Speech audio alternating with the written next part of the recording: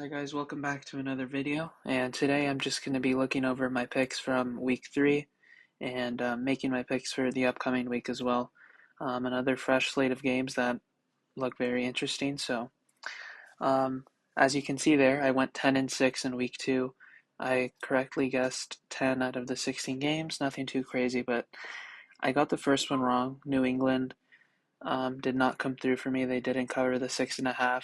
The Jets dominated every facet of that game, so I can't say I'm mad about that. In fact, I'm thrilled by what I saw. Never in my life have I seen such great quarterback play as a Jets fan. So seeing Aaron just completely decimate that defense was a sight for sore eyes. I'm thrilled. So Green Bay did get yeah, that line seemed funny from the start. Even without Jordan Love, that's such a good coaching staff, a good offensive line, good running game. So I loved Green Bay in that spot. Came through with the 2.5. Minnesota, I wasn't completely convinced with this one just because CJ Stroud and the Texans, they were kind of hot coming in. Um, 60% did pick the Texans to cover the 2.5 points that they were favored by, but I don't know. I'm a big fan of Sam Darnold as well, ex-Jet. It looks like he's finally putting it all together this year with Kevin O'Connell, that offense, and Justin Jefferson. It's just really fun to watch right now. So Minnesota did come through for me, as did Indianapolis. I knew they would kind of just play desperately. 0-2, they needed to get a win, and they came through at home. Not too shocked about that one. I was confident with the Colts, and they even came through for me on DraftKings as well. The Giants plus 6.5.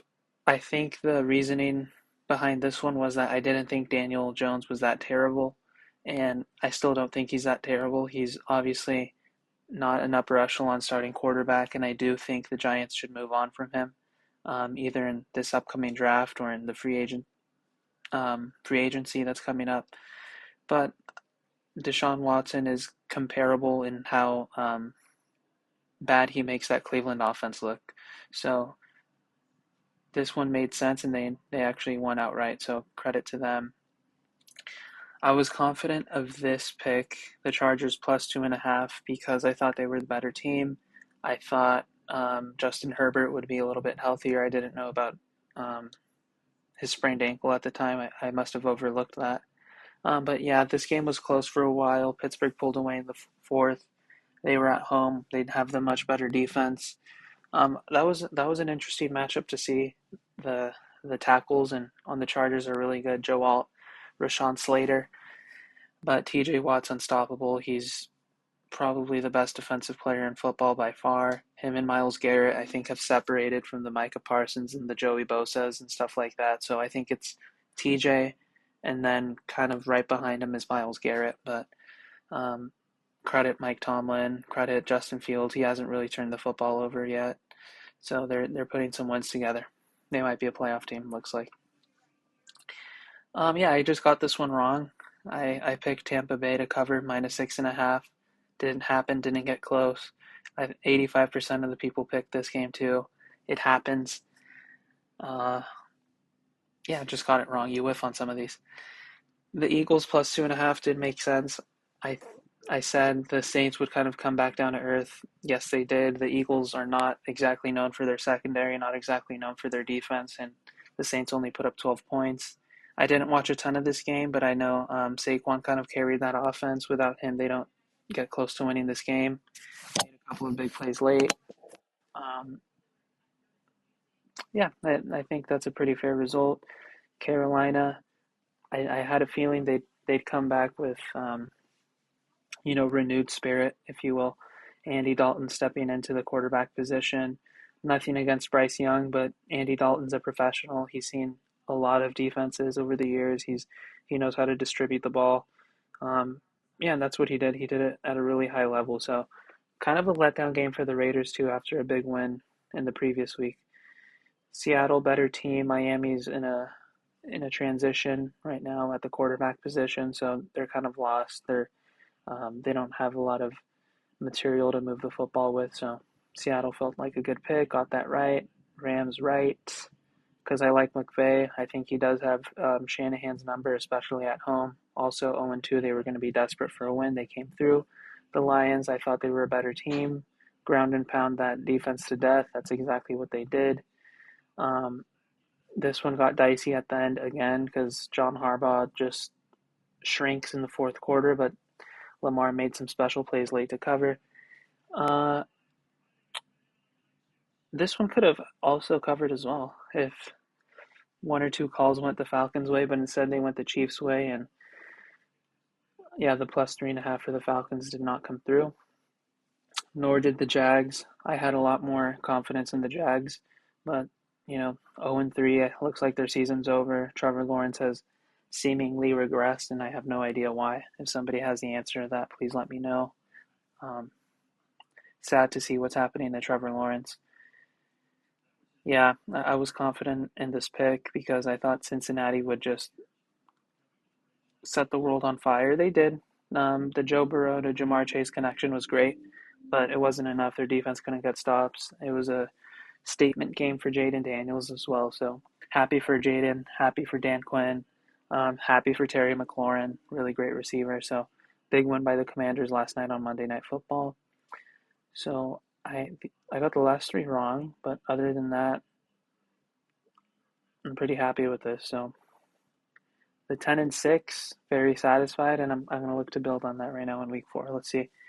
Um, I think the Cowboys do cover this. I'm not really looking at where they're playing. I know it's in East Rutherford, New Jersey. Shouldn't matter. I think McCarthy and Prescott are going to come out aggressive, throwing the ball a lot. I expect a big game from CeeDee Lamb. This is a game that they chalked up as a win when the schedule got released, and nothing has changed. I know they're 1-2, haven't played well at home, but this is on the road. Kind of like get some eyeballs off of them in that sense. So I think they come out strong, win this game by a good 7-8 points. This one's interesting. I like Atlanta. I think Vegas is still giving New Orleans a little bit too much credit. Atlanta's O-line is going to keep them in every single game, and I say that because offensive line play, the play in the trenches is so important, both offensively and defensively. They're going to control the line of scrimmage so much. Um, yeah, and I don't think New Orleans has the defensive personnel to keep up with Bijan. I think this is the game that Bijan finally gets in the end zone, maybe multiple times. At home for Atlanta again. Yeah, I think they come through. They played the Chiefs tight. They're more than capable of covering this. I'm going to go with them. Feels like free money with the Rams here, plus 2.5 in Chicago. It is a long trip. It is a 10 a.m. game for them, I guess. A little early, but yeah, I just don't see it from Caleb right now. I think the offense is too choppy. The play calling's not great. I don't trust Eberflus to develop a quarterback, especially a young quarterback with expectations. A defensive head coach doesn't feel like the perfect complement to that. Meanwhile, McVay and Stafford and Kyron Williams are kind of clicking. Huge win that'll give him some confidence, a little bit of breathing room. Huge difference between 1-2 and 0-3. I think they put it together again. I'm going to go with the Rams. This one's interesting. Two teams I like. I've been, I think, very, very favorable with what I say to the Packers. I like LaFleur. I mean, with Aaron, he was winning 13, 14 games constantly. With Jordan, he got into the playoffs last year, divisional round. Really good coach. Kevin O'Connell's also an exceptional coach. They're both like offensively inclined. So I think it's going to come down to Sam versus Malik, if not.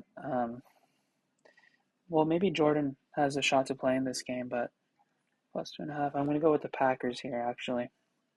Regardless of who they have, I think they're going to pound the ball with Josh Jacobs, pound the running game. I think that's going to keep Sam, going to keep Justin Jefferson off the field a little bit, kind of take the air out of the ball, make the game a little bit ugly in Lambeau. I think they can win this game by a field goal. I don't think that's crazy at all, so let's go with the Packers there. I'm going to once again, well, Pittsburgh's defense is legit. They neutralized the Falcons in week 1. They beat Bo Nix in week 2, and they just beat Justin Herbert in week 3. So I don't. They can definitely do that to Anthony Richardson, who has tons of flaws, and we're seeing them week in and week out. He turns the ball over. He throws it to the other team a lot. Their pass rush is going to get after him, but I don't know why I have a feeling that Anthony Richardson is going to like elude some sacks, extend plays, get out of the pocket, and make a big throw late or something. So let's go with the Colts to keep it close. And um, yeah, I think Pittsburgh might lose their undefeated, and so will the Vikings. I think, yeah, this might be the week for that. It's a lot of points here. Part of me wants to go with the Broncos plus 6.5. I know the Jets are going to win this game. I'm certain of it. It was a mini bye after a Thursday game. Um, Aaron already played at home. They haven't had to move. Since they came back from Tennessee, they've been at home, home, home. The Thursday game, the mini bye, they're still at home for this game. Um, I think the defense for the Jets is probably going to force a few turnovers from Bo Nix. Hopefully, get to him, rattle him early, put him on the ground. Um, yeah, so Aaron's going to capitalize on some short fields. That's my expectation, and they put up a good solid win. If they don't, it's just going to be because they're taking this opponent lightly, or they didn't have a great week in practice after the mini bye. So um, if that happens, which I hope it doesn't, I would have to blame Robert Saleh for the subpar coaching. But let's hope it doesn't get to that. So I'll take the Jets minus 6.5. Oh, this is interesting. The Eagles are favored in Tampa, minus 2.5. Tampa did just beat them in the playoffs. Tampa's going to come out a little bit hungry, a little bit pissed off because of the way they played against Denver. I think that's a game even they think they should have won. So I think they do cover here. 57 to 43% picked. It's a close one. I think it's as close to a toss-up this week as we're going to get. So I'll go with Tampa there. Minus 4.5, dude. It's pathetic that they've come to this. 0-3 is a real hole for Cincinnati. It's a real hole for Joe Burrow. I don't put it past them that they can overcome this, but if they play perfect football for a month, win out, I don't know when their bye is, but for the next month, they play perfect football and win every single football game, they're only going to be a game over 500. That's just brutal.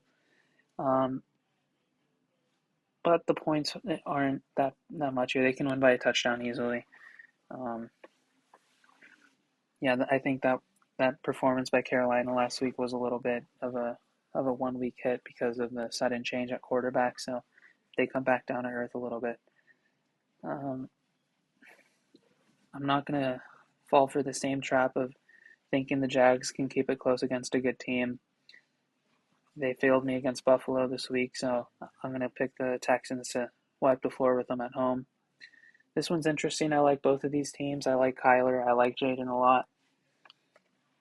Arizona played Detroit pretty tough, but they weren't able to make that big play defensively. Kyler left some meat on the bone as well.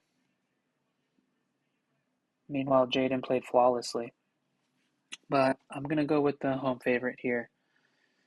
I think it's a good team. I think that offense is definitely good enough to win a good 8-9 games if things break their way. So let's go with the Cardinals here in a pretty even game, but I'm going to go with Kyler. I think he's just a little bit better than Jaden at this point.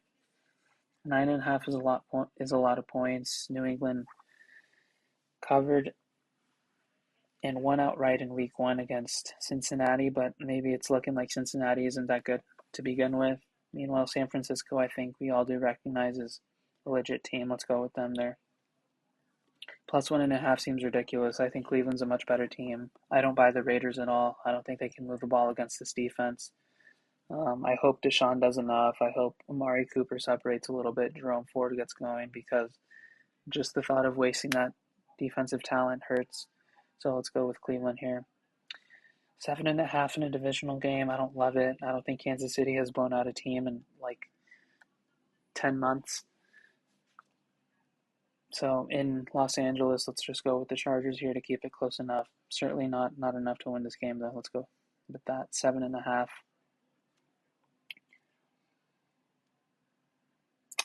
I'm going to go with the Ravens here. I think they can take a sigh of relief after winning a game. John Harbaugh should realize that he has a serious issue in fourth quarters. The play calling completely changes. I know they love to run the ball, but they run the ball with such, you know, precision and ingenuity in quarters 1 through 3. But in the fourth quarter, they become a little bit too predictable, a little bit too safe. They don't pick up first downs. They don't hold on to the ball. They put their defense in harm's way. So he has to make an adjustment in that sense, put Lamar in a better position to succeed, give Derrick Henry a little bit more chance to get running downhill in the fourth quarter to keep teams off the field. At home, I think this is going to be a vintage game for them. They play well in big games. I think it's games against like teams like the Raiders that they know they're supposed to kill, that they take their foot off the gas. I don't think that'll happen against Buffalo, so I'll take the Ravens there. Miami at home feels like a good pick. Levis just keeps making the big mistake. I don't think he's learned. I think he's a couple more weeks away from having that starting role revoked. Callahan can only tolerate so much. I do think Detroit is significantly better than Seattle, but Seattle is a good team. I like their secondary. I think their defense is going to get a lot better. The more they get coached by McDonald, he's a really, really brilliant coach. But this is more about Geno not being able to kind of come through in a little bit of a standalone big Monday night game. I trust Jared at home much more. I trust Dan Campbell a little bit more. He's played some more, coached some more big games, and that running game too. So yeah, those are my picks for this week. 10-6 last week, like we saw. Yeah, pretty confident with these. Hopefully, we're able to get at least 10, 11 of these right. But yeah, it looks like another week of interesting games. And please let me know in the comment section if there's anything you disagree with, if there's anything you think I got egregiously wrong or anything like that. So thank you so much.